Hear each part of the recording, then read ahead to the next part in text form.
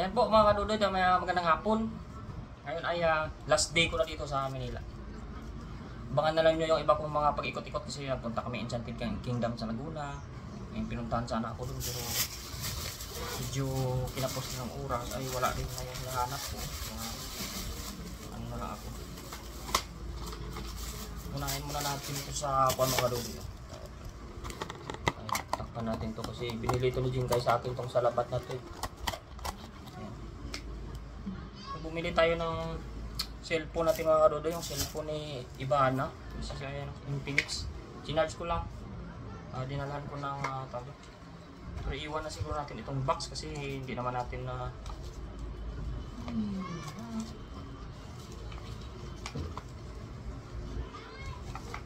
mayroon pala siyang ano kanina case rin na ano pero hindi siya buo kaya tago na natin ito mga kadodo yung kanyang libreng case.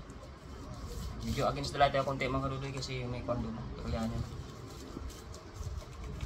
Ito, mga warranty niya to. Problema. Kuhanin natin ito kanyang panundok. Kailangan to. Lagyan muna natin dito. Kaya ito na lang.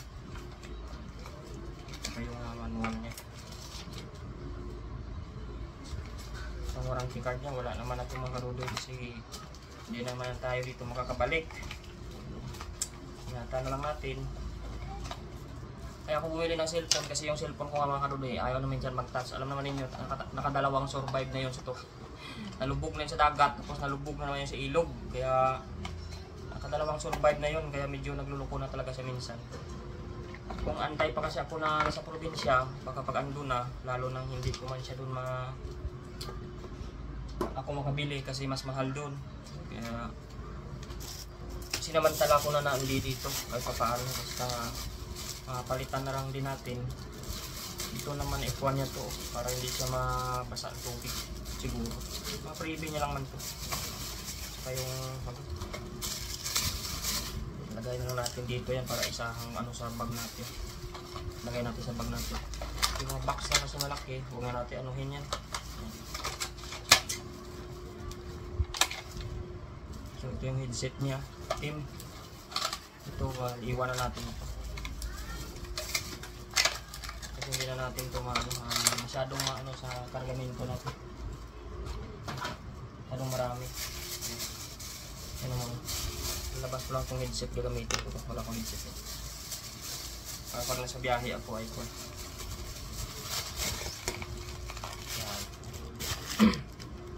Bumili na rin ako mga kadudoy ng kuhan ng bota namin ni Miguel.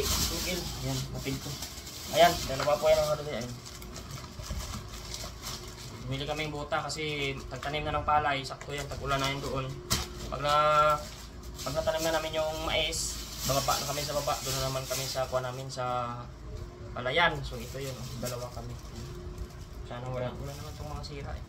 Ito mga kadudoy ay 350 yung isa kasi meron doon mas mahal, alam nyo naman, simple. Tipid-tipid lang tayo. Importante may mga gagamit. Kung sakaling masira naman talaga, makailang buwan man to. Tsaka na natin palitan. Pero sa ngayon, buo pa naman. Kaya gagamitin natin dalawa kami kasi para mabilis yung trabaho kung tulong-tulong kami doon sa palayan ba. Yung tanim doon. Para pagdating sa probinsya, may bibilhin pa ako sprayer at saka mga pala siguro. Tsaka yung konting pantabas doon. Titingin na lang ako. Saka ito naman, binigay ito ni Jing kay sa akin. Oh. Yan, binili ko itong mga konting pasalubong para kay Nanay Gor. Wala naman yan, hindi naman yung bata, marami. Pero itong mga karudoy, bumili ako dito. Pero, alam mo, sinamantala ko na dito, bumili ako dito ng pamintang durog. Dalawa to, medyo pino talaga at saka yung durog ko. Tig 100 lang kasi ito. Ay sobrang dami kasi tayo sa probinsya, panay tayo luto. Ano kasi yung maanuhan natin doon mga niluluto. Panay tayo pabalik-balik nito sa Tiangge, mahal. Kakaunti lang man yung kuwan nito. Saka ibang mga kuwan dito, mga palaman na ano to ba? Creamy daw, peanut butter man lang man to. Saka ano pa tong iba may cocoa jam. Ayan. Cocoa jam pala, cocoa jam. Ayan. Basta pag palaman ito para kay Nanay Gor saka kunting matinapay. Pero kahit ganito ng mga kaluloy, mahal na to. Abot na to ng libo. Tsaka mayroon pa naman dito si Kwan. Binibigay si, ayan o. May wine tayo iuwi. Iwan ko nga kung di maganda basag to. Nakatakot to. Dapat mabalot to ng karton. Yan mga kadudoy. May mga wine tayo dito eh. Binibigay sa atin. Yun. Tsaka tayo ay magligpit-ligpit na ngayon. Para tayo ay makadiretso na ng uwi. May malaki naman akong bag dito. Daladala ko itong nakaraan galing sa probinsya. Binalik ko itong sako bag natin para tayo makauwi na. Wala naman ako nakalimutan. Tsaka abangan ninyo mga kadudoy, may kumuha ako dito ng kuan. May kumuha ako dito sa Maynila ng bulto ng damit na kuan. Pangnegosyo sa probinsya. GNT na lang, pina-GNT na namin kasi medyo mura yung kuha ko dito kasi kuan. Direct ako sa kuan sa Indiano yung kusap ko. Kaya nag-usap kami medyo anong halaga. Malaki naman ang mga kadudoy punan kaso hindi ako nakakuha ng assorted kasi pag ako ang mamimili medyo mataas yung price niya. Pero pag yung isang bundle siya na walang bawas, iisa lang yung brand niya. So kumuha ako ng Adidas. So kung sa sunod na mga buwan, awaan tayo, may mga pera-perang kung saan man tayo makakuha ng mga kuwan. So unti-untiin na lang natin bili ng iba-ibang kuwan para dumami sa banang araw. Yan lang yung naisip ko mga kadudoy muna na pagsimula ng negosyo na hindi ba madali masira. Kasi yung damit naman kahit hanggang December mo pa ibenta yung sa mga kalakasan walang problema eh. Abutin man next year yan, hindi maano yun. Pero siyempre isang brand lang nakuha ko, sana sabi ko makakuha ako ng 2 brand pa.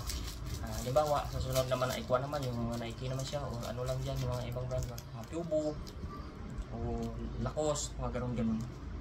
Pero mga class A lang yung mga kadudoy, hindi siya kamahal. Siyempre yan yung ating bag lahat naman ng possible mga kadudoy na pagkakitaan inaano ko naman at kahit wala akong pera siyempre hiram-hiram lang tayo muna kasi hindi naman natin yan sinusugal, hindi naman yan mawawala, medyo ibalik naman natin pag sakaling pag okay na tayo ba, makarecover na tayo sa gastos kasi lahat gastos to pera pala. Itong cellphone naman talagang hindi po pwedeng hindi ako bibili niyan kasi pag nasira wala tayong kabuhayan lalo. Kaya kuwan lang kung ano yung kailangan yun talaga yung inuuna ko lang kasi mahirap padalos ng mga gastos na ako. At saka sa nag-comment pala doon na papisyal-pisyal lang ako mga kadudoy Pasensya nyo na, alam ko kasi yung trabaho ng mga yan na kuwan. Alam mo yung namumorsinto man kasi sila yan. Isipin na lang niya, tulong man natin yun sa tao na nagkakuan sa atin ng customer. Kumbaga siyempre, makaporsyento man siya dun sa pagkuan sa atin, 350 lang ang bayad natin. Kaya sabi kasi ni Mama, marami pa daw akong paglalaanan ng ibang pera, but parang inuna pa natin yung pa-facial. So hindi naman luho yan mga kadudoy. Tulong na, isipin na lang natin nakatulong man tayo dun sa nangangailangan kasi. Alam mo yan sila, kuan man yan kasi dyan. Maliit man yan mga kinikita ng mga yan, wala pang minimum sahod ng mga yan, tapos dyan lang din sila kasi bumabawi sa mga customer kung mayroong mga pang-facial sila, mga pang-bayad. May porsyento kasi yan. Kasi ako matagal ako, 3 years ako nag-guardia sa mall, alam ko mabuhay naman. Kaya huwag niyo isipin na nagluho ako. Yun ay isipin na lang natin, nakatulong na tayo, diba? Kahit tayo ay kapos, ganun talaga. Hindi naman lahat ng bagay mga kadudoy ay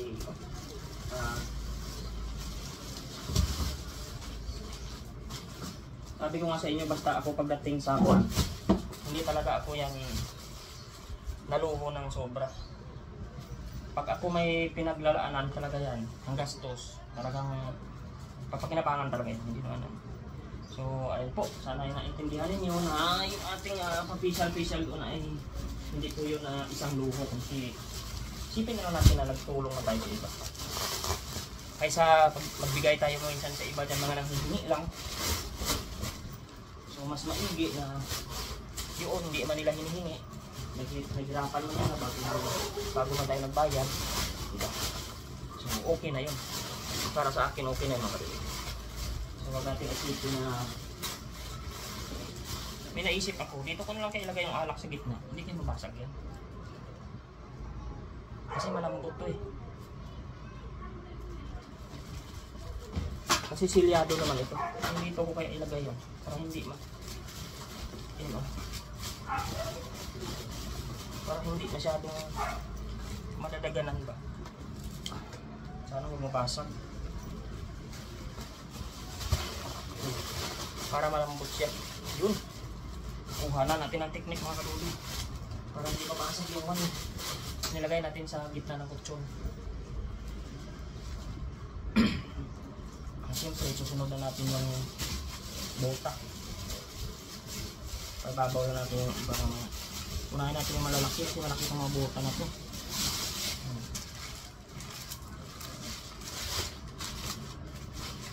Dalawa pa man to. Wala ang plastic ni kuya. Nahanan niya na ako sa display niya, hindi niya pinastik. Kaya na natin kung na tayo angal na angal, ayusin na natin.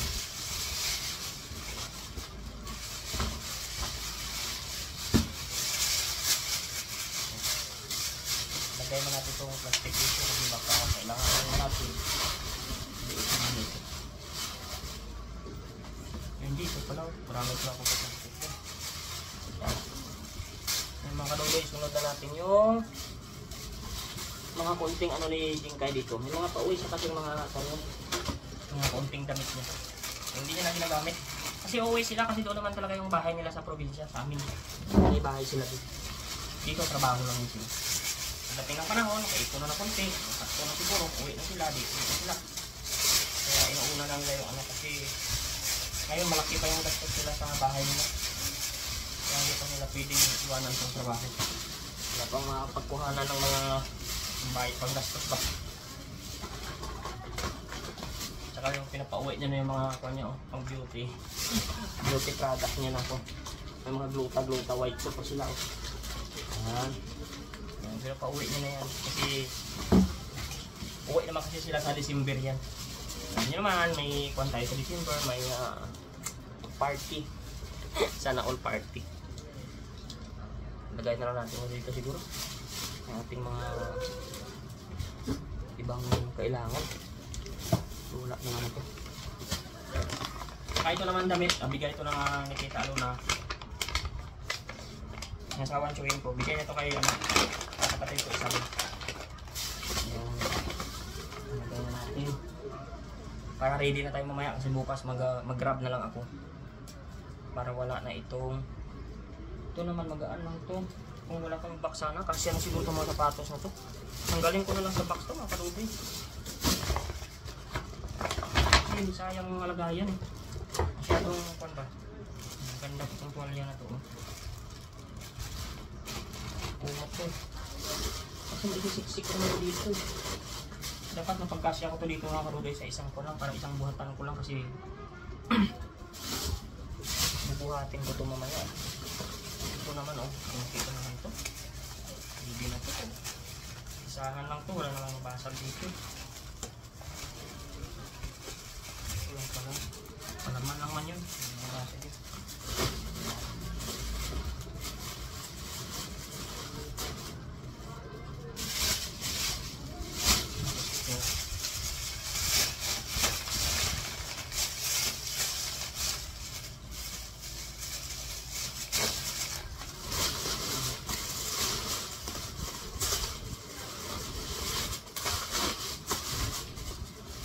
Sako na ito mga kalulin, pagkalan na natin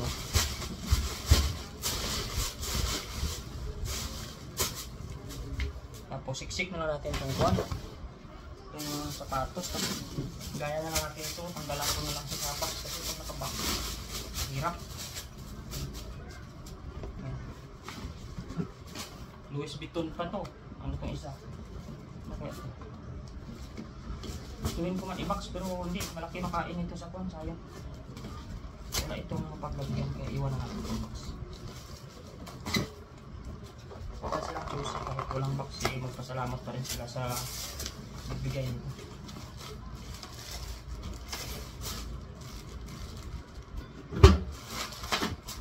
Para i-sisik natin ito. Malaki kasi box lang naman, malaki yan. Sabi mo itong box na malaki.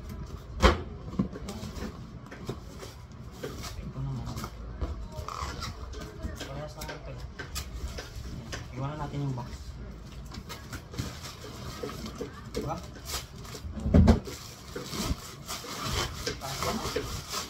Tapos malambot pa, kaya sakto-sakto. Tapos ito yung parang ganito natin. Samanto lang ang haluloy. Wala tayong exist. Ito naman yung bag na ito. Lalo na natin ito. Ayan. Alam na natin kung ano na naman yung ating mga malalaman-laman ba. Maganda pa bag na ito. Di ba ito? Hindi ko natin ma-fold ko. Para kung sakaling may pagagamitan tayo eh.